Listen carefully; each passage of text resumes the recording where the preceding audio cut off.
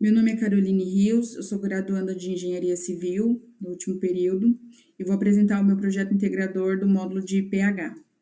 A proposta do projeto é dimensionar as instalações hidráulicas, a rede de esgoto e as instalações elétricas de um apartamento tipo de uma edificação HIS, que é uma habitação de interesse social. O edifício base desse projeto possui 6 andares, com 6 apartamentos por andar, totalizando 36 unidades habitacionais, cada uma com aproximadamente 44 metros quadrados, dotadas de 2 dormitórios, sala, cozinha, banheiro e área de serviço. O dimensionamento foi iniciado a partir da determinação da média de habitantes por unidade, definida em 4 pessoas, e em seguida o consumo mensal, primeiro de uma unidade de apartamento e em seguida da edificação total, baseando-se na norma técnica da Sabesp 181 de 2017. O consumo mensal da edificação com seus 36 apartamentos ficou definido em 540 metros cúbicos. Para chegarmos ao dimensionamento do reservatório de água fria, passamos pela definição de material e diâmetro de algumas partes que constituem o sistema de abastecimento de água da edificação. O ramal predial ficou definido o diâmetro de 32 milímetros e o material em polietileno. Para o cavalete, o diâmetro ficou definido em 25 milímetros e o material em ferro galvanizado. Hidrômetro, diâmetro de 25 milímetros, que proporciona a vazão máxima de 10 metros cúbicos por hora.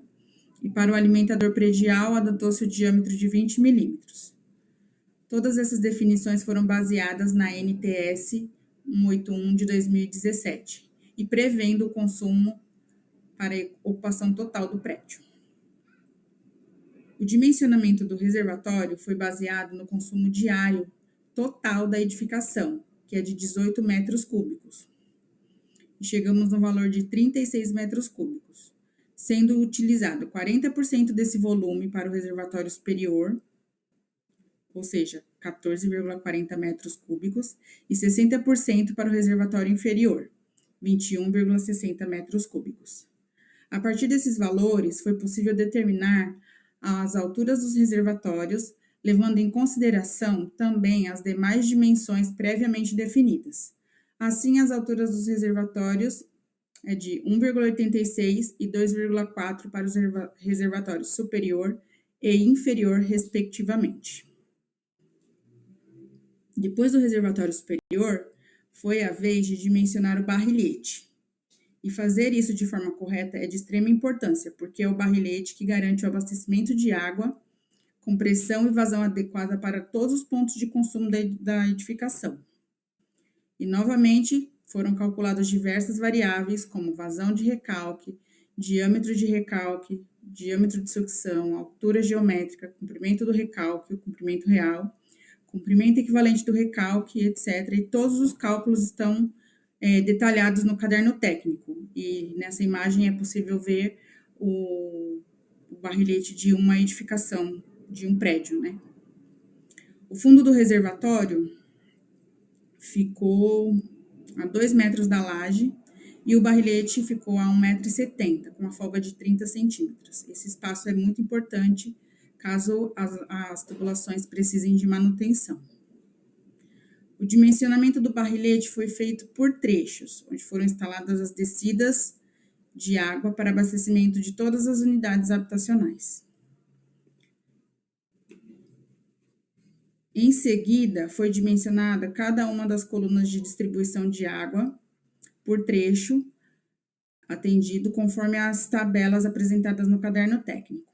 Logo após as colunas de distribuição, foi feito o dimensionamento dos ramais e subramais de água fria, sempre levando em conta a pressão e a vazão que cada ponto de consumo precisa para funcionar de forma eficiente dentro de cada apartamento.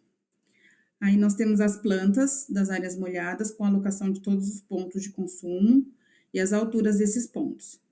Finalizando o dimensionamento das instalações hidráulicas, passamos ao dimensionamento da rede de esgoto sanitário, que é baseada na NBR 8160 de 99. Baseado no número de Hunter de cada tipo de ponto de utilização, foi possível dimensionar os diâmetros das tubulações de todos os ramais que envolvem a rede de esgoto: descarga, esgoto, tubo de queda, tubo de ventilação, coletores e subcoletores, e nesse último as inclinações também.